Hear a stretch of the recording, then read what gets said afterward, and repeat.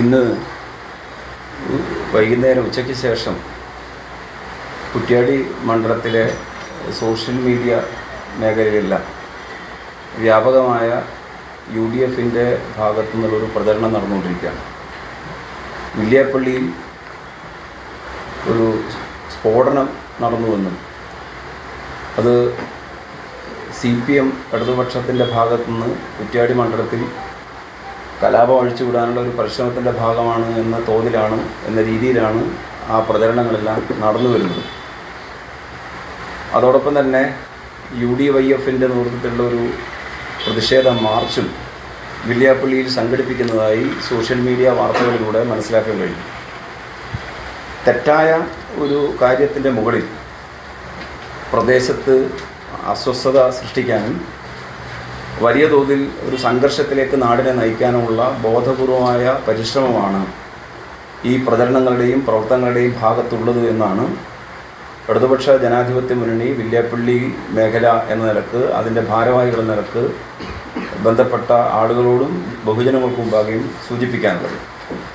നിസ്സാരമായ ഒരു സന്ദർഭത്തെയും സാഹചര്യത്തെയും എങ്ങനെ രാഷ്ട്രീയമായി വിനിയോഗിക്കാമെന്നുള്ളതിൻ്റെ ഭാഗമായിട്ടാണ് ഇത്തരം പ്രചരണവും അതോടൊപ്പം തന്നെ വലിയ തോതിൽ തെറ്റായ വാദങ്ങൾ ഉയർത്തിക്കൊണ്ടുവന്ന് അതിനെ വഴിതിരിച്ചു വിടാനുള്ള ബോധപൂർവമായ പരിശ്രമവും നടക്കുന്നത്.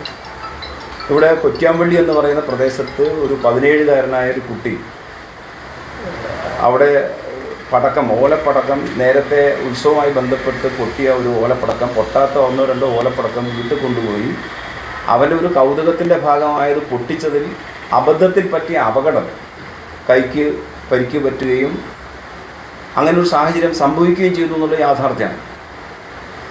ചെറുപ്പക്കാരൻ നിലക്കും 17 +2 വിദ്യാർത്ഥിയാണെന്നാണ് ഞാൻ മനസ്സിലാക്കുന്നത്. 17 വയസ്സാണിത്. പ്രായപൂർത്തി പോലും ആവാത്തൊരു ചെറിയ കുട്ടി. ആ കുട്ടിയുടെ പ്രത്യേകമായ ഒരു സന്ദർഭത്തിൽ തോന്നിയ അശ്രദ്ധമായ കൈകാര്യം ചെയ്യൽ, ഒരു പടക്കം പൊട്ടിക്കുമ്പോൾ ഉണ്ടായിട്ടുള്ള അബദ്ധം, കൈ പൊട്ടുന്ന കൈ മുറിയുന്ന ഒരു കൈക്ക് പരിക്ക് പറ്റുന്ന ഒരവസ്ഥയിലേക്ക് മാറി എന്നുള്ളതൊരു യാഥാർത്ഥ്യമാണ്. ആ വിഷയത്തെയാണ് തെറ്റായി വ്യാപകമായി CPMൻ്റെ അക്രമത്തിനുള്ള കോപ്പുകൂട്ടലാണെന്നുള്ള വ്യാഖ്യാനം നടത്തി കുറ്റ്യാടി മണ്ഡലത്തിൽ ഇന്നത്തെ ഒരു രാഷ്ട്രീയ സാഹചര്യത്തിൽ അസ്വസ്ഥത സൃഷ്ടിക്കാനുള്ള പരിശ്രമം UDFിൻ്റെ ഭാഗത്തുനിന്ന് ഉള്ളത് എന്ന് ഞങ്ങൾ സംശയിക്കുകയാണ്. നേരത്തെ നടന്ന ചില പ്രവർത്തനങ്ങളെ എല്ലാം കൂട്ടിപ്പിടിച്ചുകൊണ്ട് തികച്ചും വ്യക്തിപരവും ഒരു പ്രാദേശികവുമായി മനസ്സിലാക്കപ്പെടാവുന്ന ഒരു കാര്യത്തെ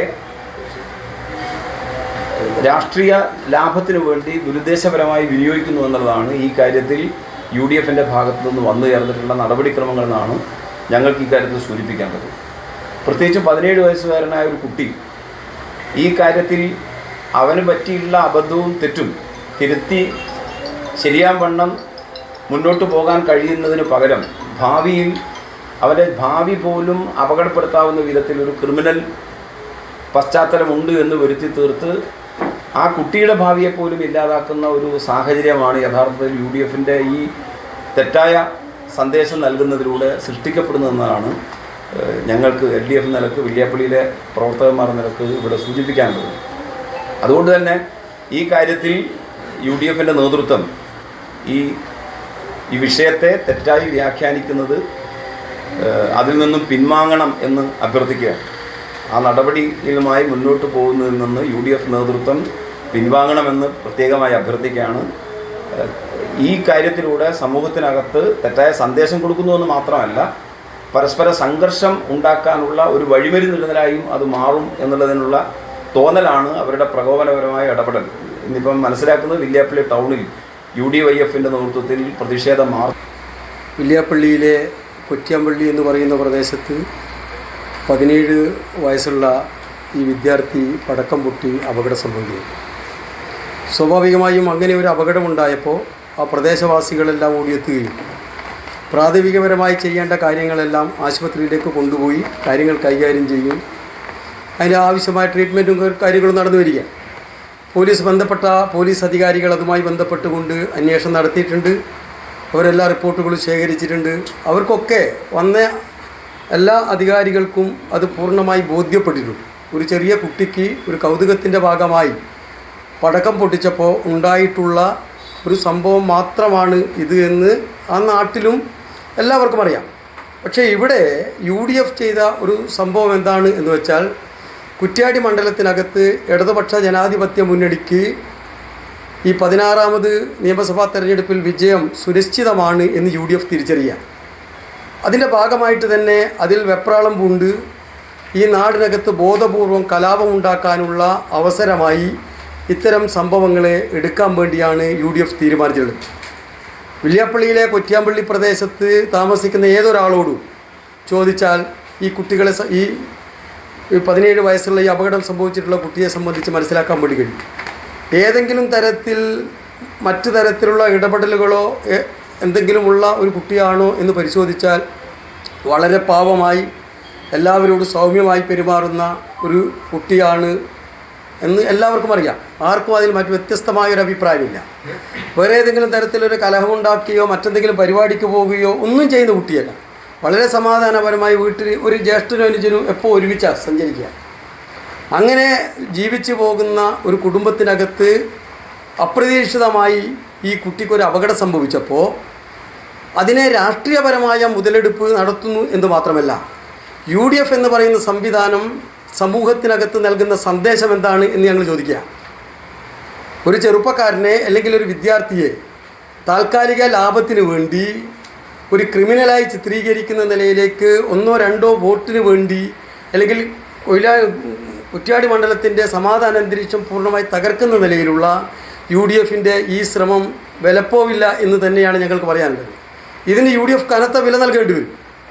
ആ പ്രദേശത്ത് UDF പറയണം, ആ പ്രദേശത്ത് വീട് കയറി ഏതെങ്കിലും ഒരാൾ ഇതുമായി ബന്ധപ്പെട്ടുകൊണ്ട് ഈ കുട്ടികൾ ഇങ്ങനെയൊരു രീതിയുള്ളവരാണ് അല്ലെങ്കിൽ ഈ സംഭവത്തിന് CPMനോ ഇടതുപക്ഷത്തിനോ പങ്കുണ്ട് എന്നെല്ലാം ഇന്ന് വ്യാഖ്യാനിക്കുന്ന, അതിന് പുതിയ മാനം കണ്ടെത്തുന്ന UDF വളരെ കൃത്യമായി തന്നെ അത് പറയേണ്ടി വരും എന്ന കാര്യത്തിൽ യാതൊരു തർക്കവുമില്ല.